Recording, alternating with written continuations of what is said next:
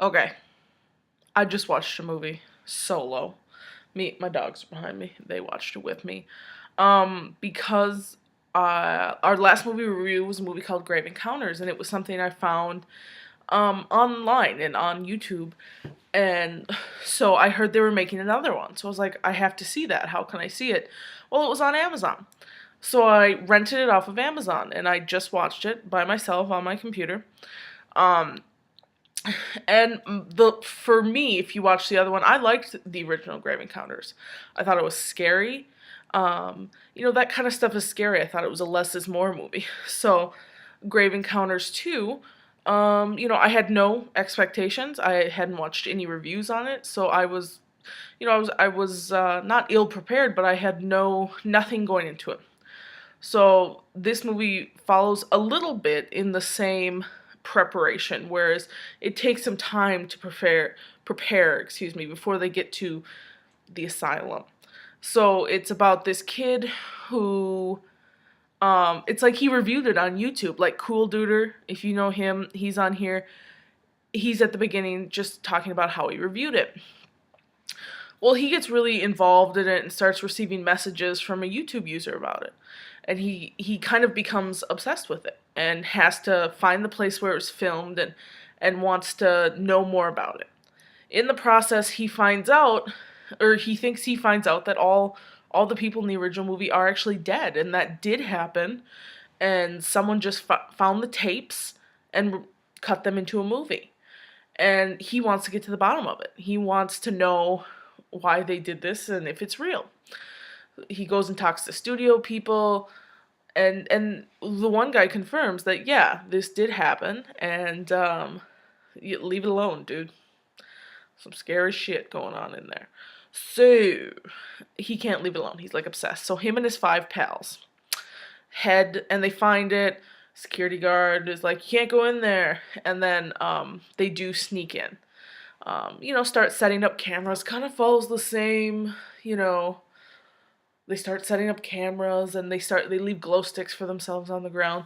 In the original thing that I found so scary was the fact that, you could go one way and turn back and there would just be a wall. Like a wall was just created. Like there's no way to get out. So, as in the same way, in the last one, they make the fatal error that they always made on Scooby Doo. And this time they even had a stoner who was Shaggy. But they split up. They feel the need to split up. They just don't split up. Stay together. I guess if you're gonna go to this place, you're gonna die anyway. But just stay together. So they split into two groups, 3 and 2, and the first guy gets it. This is gonna be a spoiler if you're watching this. I'm probably ruining it for you, so I guess it doesn't matter. But because I like to tell about the whole thing. I like to kind of relive it in these reviews. But so there's just 4 of them. And the crazy stuff starts happening. They get lost, they're running, they're moving. Of course, they inevitably, lose another person. So it's down to 3. 2 boys and a girl. The main filmmaker and then his friend and the girl who's always kind of loved him. So they're together, running all over. They find, in this process, they find the guy from Grave Encounters 1. The last guy that was there. Because, Grave Encounters 1 ends, and there's one guy left, like, eating a rat, running around like a crazy person. He was still living there. He was still living in the hospital. In, like, a crazy, scary room. Why they allowed him to live, I have no idea. Probably because the film wasn't finished, if you will. So, he has this crazy, weird map of ridiculousness, and he's like, he has the map of the place, but he also has a drawing on his wall of a big red door. And he says that's the door to get out. Just a big red, door. There's no red door. There is a red door. So, he says it's the way out. So, but they have to have bolt cutters to cut the chain that's in front of the door. Well, they lost the bolt cutter bag, so they have to go find it. And this is when it gets a little, iffy, maybe. Like, So it's the three people who started, and then the one guy who's been there for 10 years, because 10 years has gone by, and he's insane. He's got long hair and a big scary beard, and he's crazy, and the guy who acted did a really good job. So he so they realize they stop to rest. I'm sorry, I'm a little scatterbrained. They stop to rest. um and the one kid, not the main guy, but like his stoner friend, gets up and um goes and makes the video, a very Blair Witchy, like, Mom, Dad, if you're watching this, I love you. Sorry I did this. Whatevs. He does a little, a video for his family. The crazy guy that they find that's been in there 10 years goes and kills him and says, you know, only one of us can get out of here, and it's gonna be me, because I paid my time here. It's not gonna be you. Kills that guy, and there's some weird stuff, but you find in the process that he needs to, the building kind of wants them to complete this movie, wants them to complete this film. And, the walls sort of talk to him and all this and that and whatever. So the other two wake up and realize all the bag is gone with the bolt cutters and all the stuff is gone. So they got to get back there. In the process, they run into the bad doctor. If you watch the first one, it's very similar to a little movie called House on Haunted Hill, where if you look through you take the camera away, you don't see anything, and you look through the camera and you see like a doctor performing surgery. Well, this happens again in this movie. Well, they happen to kind of go in and see some surgery, and I think the slaughter of a baby. Now, that's not like specifically like you don't see the baby's head chopped off, but I think the baby dies. Because he's into some sort of weird ritualistic shiitake that's not cool. They get away from that. And then they find the door, and they find the guy, and the guy's like, "You can't do this. This is my turn. I've paid my time. I want to get out that weird red door that's just in the middle of the room. You can see on either side of it. Like, you go through the door, you come out the other side into the same room." No, it's not like that, apparently.